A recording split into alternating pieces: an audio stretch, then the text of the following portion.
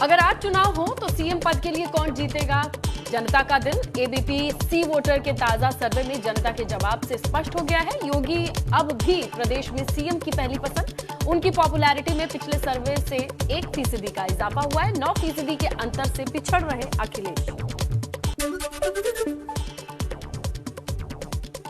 सर्वे में हमने यूपी की जनता से पूछा कि उन्हें योगी सरकार का कामकाज कैसा लगा। 43% लोग योगी सरकार के कामकाज से खुश हैं।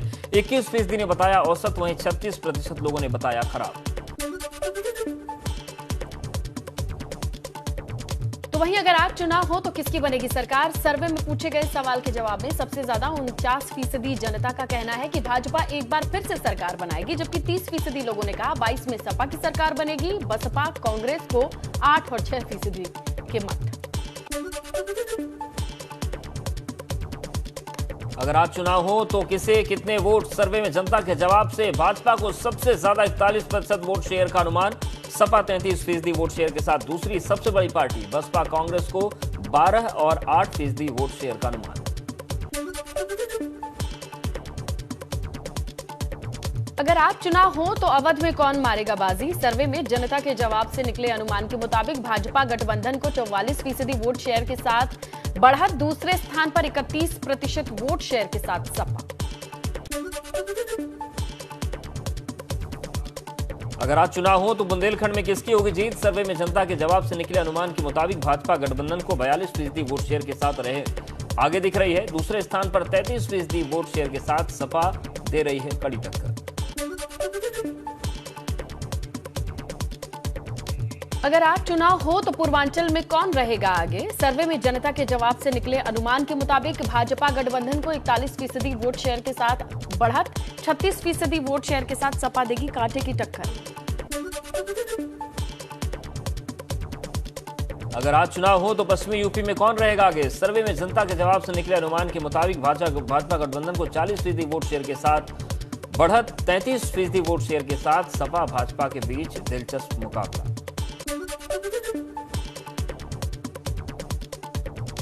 2022 चुनाव को लेकर यूपी में कौन सा मुद्दा प्रभावी होगा? सर्वे में पूछे गए सवाल के जवाब में 22% जनता ने किसान आंदोलन को बताया सबसे बड़ा मुद्दा। 17% लोगों ने कोरोना और ध्रुवीकरण को माना अहम। वहीं 15% लोगों के लिए कानून व्यवस्था, 6% लोगों के लिए सरकार का काम सबसे अहम। कन्नौज में अखिलेश यादव ने एक प्रेस कॉन्फ्रेंस की, कहा मौजूदा सरकार ने रोका कन्नौज का विकास, रोके सारे विकास कार्य।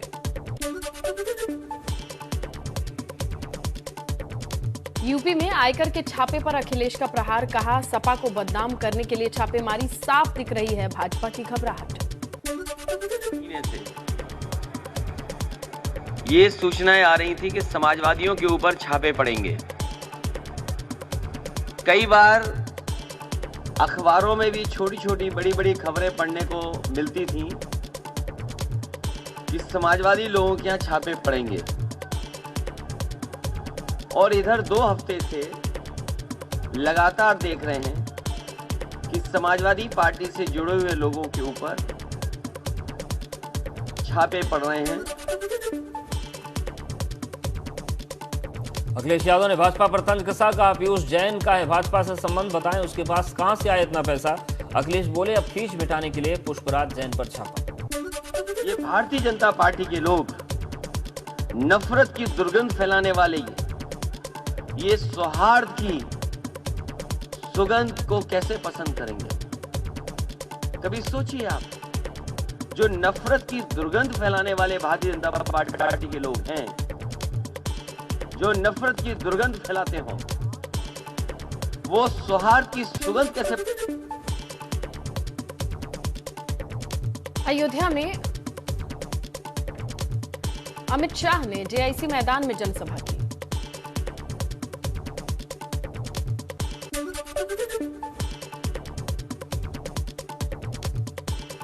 अयोध्या में अमित शाह ने जेआईसी मैदान में जनसभा की। अखिलेश मायावती पर तीखा हमला बोला, कहा बुआ बबुआ ने यूपी को लूटा।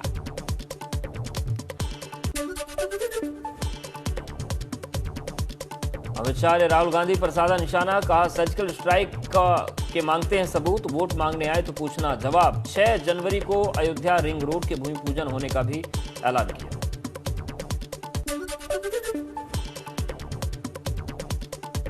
जनसभा से पहले संतों से मिले गृह मंत्री अमित शाह। कई मुद्दों पर बातचीत हुई, पूछा हालचाल।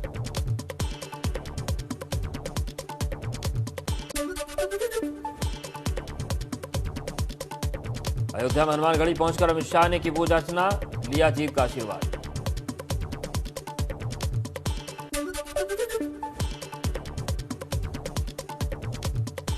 अयोध्या में अमित शाह ने पौधारोपण किया। जनसभा से पहले कई खास लोगों से मुलाकात।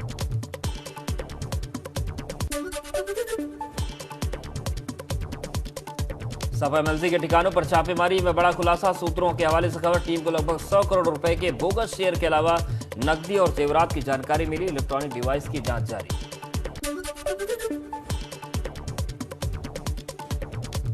आयकर विभाग को हवाला ट्रेडिंग का भी शक। छापेमारी के दौरान कई दस्तावेज मिले। पुष्पराज जैन के मुंबई कोलकाता में मौजूद सहयोगियों के ठिकाने पर भी छापा। यूपी समेत देश भर के कई शहरों में आयकर विभाग की छापेमारी। यूपी के कानपुर, कन्नौज, नोएडा, अम्बेडकर नगर और हाथरस में आयकर विभाग का एक्शन।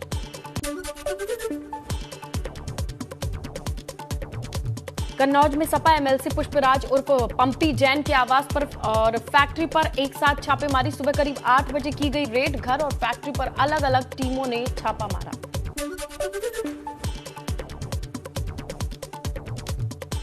कन्नौज में 3 इत्र कारोबारियों पर आयकर विभाग का छापा। सपा एमएलसी पुष्पराज जैन के अलावा बड़े इत्र कारोबारी मोहम्मद याकूब फैजान के ठिकानों पर भी छापेमारी। कानपुर में पुष्पराज जैन के ठिकानों पर छापा। कलेक्टरगंज दफ्तर में आयकर विभाग ने छापा मारा।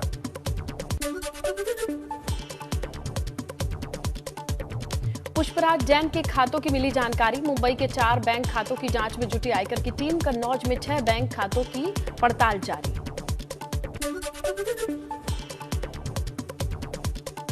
इत्र कारोबारी अब्दुल मलिक और मलिक मियां के ठिकानों पर छापा। कारोबार संभालते हैं मलिक के बेटे फैजान। दुबई तक फैला है इत्र का कारोबार।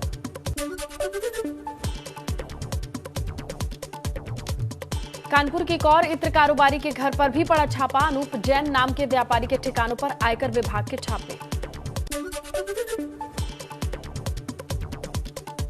पुष्पराज जैन की हाथरस वाली फैक्ट्री पर भी आयकर टीम का छापा। अधिकारियों ने कोठी और फैक्ट्री पर छापेमारी की।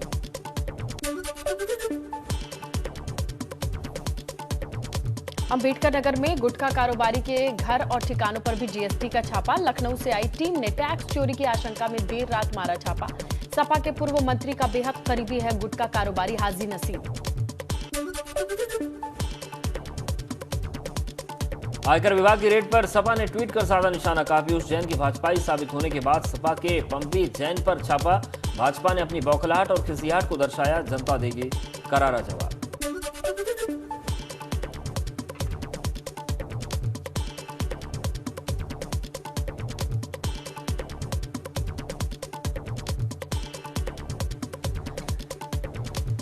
बड़े बड़े बीजेपी के नेताओं की मीटिंग हो रही है। सारा प्रशासन, सारा अमला लगता है तो अखिलेश की सभाओं के कोने के बराबर इनकी भीड़ नहीं हो पाती, जिसमें सब कर्मचारी होते हैं, हो नहीं पाती। अब ये हताश हैं, निराश हैं, लगता है कि उत्तर प्रदेश हाथ से निकला जा रहा है।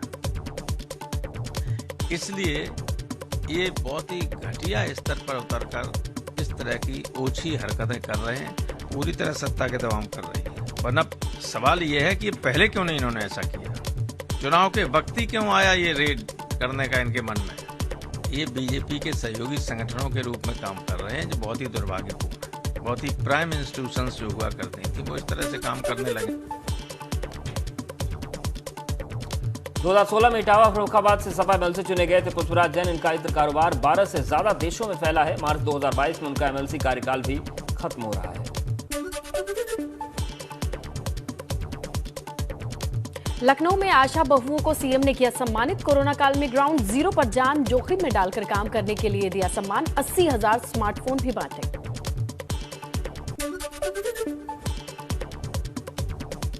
सीएम योगी ने आशाओं को बांटे 80,000 स्मार्टफोन। 750 रुपए मानदेय बढ़ाने का भी ऐलान। इंदिरा गांधी प्रतिष्ठान में हुआ था कार्यक्रम। ट्रेस और टेस्टिंग की कार्रवाई को मजबूती के साथ आगे बढ़ाने के लिए जो अभिनंदनीय कार्य उस दौरान आशा बहनों ने, आंगनबाड़ी कार्यकर्तियों ने और एएनएम ने किया था, वो अत्यंत सराहनीय रहा। और मैं इसके लिए मैं हमेशा इस बात को स्वास्थ्य विभाग को कहता हूं कि बहुत अच्छा कार्य उस दौरान उन्होंने किया, क्योंकि मैं प्रदेश के हर जनपद। लखनऊ के लोहिया अस्पताल में पहुंचे सीएम योगी, कोविड सेंटर में तैयारियों का निरीक्षण किया। मुख्यमंत्री ने कहा, ये वेरिएंट ज्यादा खतरनाक नहीं, लेकिन सावधानी और सतर्कता जरूरी। कोरोना कुछ भी नहीं बिगाड़ पाएगा, क्योंकि अब वायरस धीरे धीरे कमजोर हो चुका है, कमजोरी की ओर जा रहा है। लेकिन फिर भी सतर्कता और सावधानी आवश्यक है, और उसी सतर्कता और सावधानी की दृष्टि से आज मैं स्वयं ही इस संस्थान के इस डेडिकेटेड कोविड हॉस्पिटल का निरीक्षण किया हूं।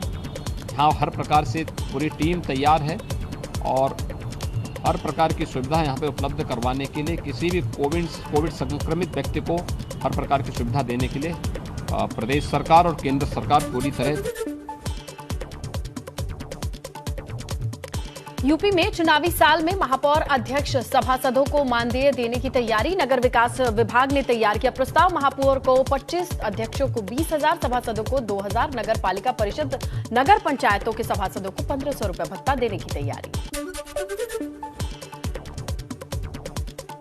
यूपी चुनाव को लेकर जल्द प्रत्याशियों का चयन करेगी भाजपा। जनवरी के पहले हफ्ते में तैयार होगा नामों का पैनल। हर विधानसभा क्षेत्र में 3-3 नामों का पैनल मांगा जाएगा। कालीचरण के बाद गाजियाबाद के डासना मंदिर में महंत नरसिंहानंद सरस्वती का वीडियो वायरल। महात्मा गांधी के लिए आपत्तिजनक टिप्पणी, सोशल मीडिया पर उनके खिलाफ मुकदमा दर्ज कर कार्रवाई की मांग तेज। हरिद्वार में बयान दिया था। लखनऊ में 69,000 शिक्षक भर्ती अभ्यर्थियों का प्रदर्शन। भर्ती प्रक्रिया पूरी कराने की मांग को लेकर किया प्रदर्शन। बची हुई सीटों को भरने की मांग कर रहे हैं। भाजपा प्रदेश अध्यक्ष स्वतंत्र देव सिंह के घर का घेराव करने जा रहे थे अभ्यर्थी। मौजूद पुलिस ने सभी अभ्यर्थियों को रोका, हिरासत में लिया। सोनभद्र में नाराज किसानों का क्रय केंद्र पर हंगामा। धान खरीदी में देरी से नाराज किसानों ने बार-बार नियमों में बदलाव को लेकर हंगामा कर मनमाने तरीके से धान खरीद का आरोप लगाया।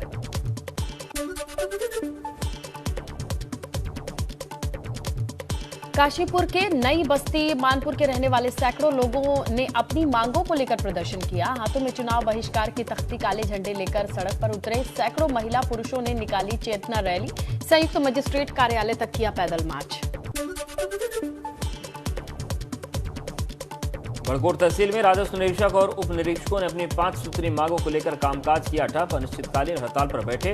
हड़ताल से आम ग्रामीणों को राजस्व संबंधित कार्यों को कराने में हो रही परेशानी।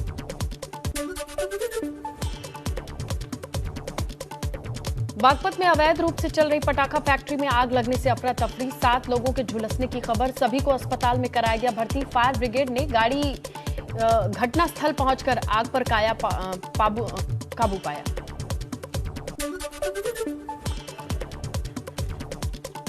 अहमदाबाद से फिरोजाबाद लाइव। आकर भर के कंटेनर में आग लगी। धू-धू कर जला ट्रक। चालक परिचालक ने ट्रक से कूदकर जान बचाई। घटना का लाइव वीडियो सामने आया। ऑकलैंड में सबसे पहले दिखा नए साल के जश्न का नजारा। रोशनी से नहाया पूरा देश। आसमान में जमकर आतिशबाजी। न्यूजीलैंड का सबसे खूबसूरत शहर है ऑकलैंड।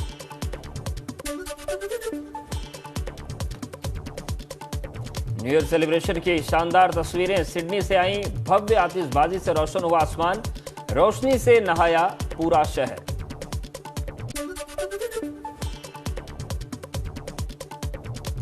हांगकांग से भी न्यू ईयर सेलिब्रेशन की बेहद शानदार तस्वीरें आई सामने। जबरदस्त म्यूजिकल शो और इसके साथ हांगकांग में लोगों ने नए साल का वेलकम किया।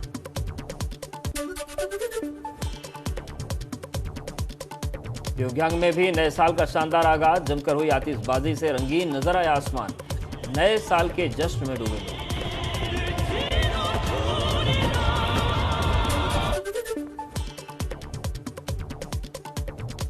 न्यू ईयर पर भी सैलानियों को देखने को मिल सकती है बर्फबारी। आज भी उत्तराखंड में कई जगहों पर हुआ स्नोफॉल। चमोली में लाट कजिन ट्रैक रूट पर 4 फीट से ज्यादा की बर्फ।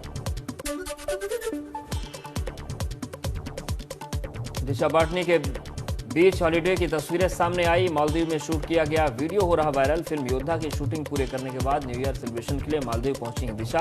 अंडर वाटर स्विमिंग का लिया मजा।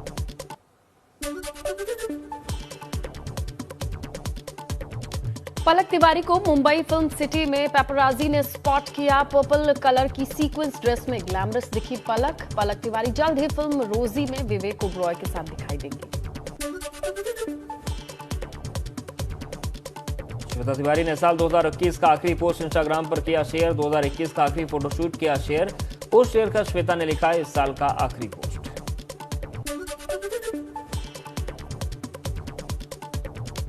सारा अली खान ने साल के अंत में दिखाया अपना जल परी अंदाज। हालिया रिलीज फिल्म अतरंगी रे को लेकर सुर्खियों में बनी हुई हैं सारा अली खान।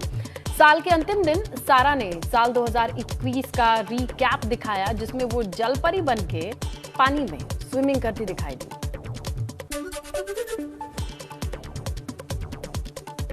साल के आखिरी दिन प्रियंका ने अपनी खास तस्वीर के साथ नए साल का किया स्वागत। इंस्टाग्राम अकाउंट पर अपनी एक लेटेस्ट तस्वीर पोस्ट कर लिखा 2022 में झूलने के लिए तैयार।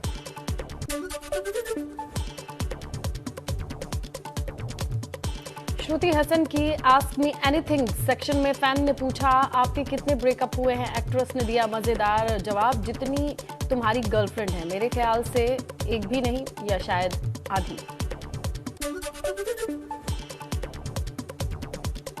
3 साल बाद अनुष्का शर्मा फिल्मों में कमबैक करने वाली हैं। फिल्म जीरो में शाहरुख के अपोजिट दिखने के बाद अब अनुष्का शर्मा ने 3 बड़ी फिल्में साइन की हैं जिसमें 2 थिएट्रिकल रिलीज होंगी और 1 OTT ओरिजिनल फिल्म होगी।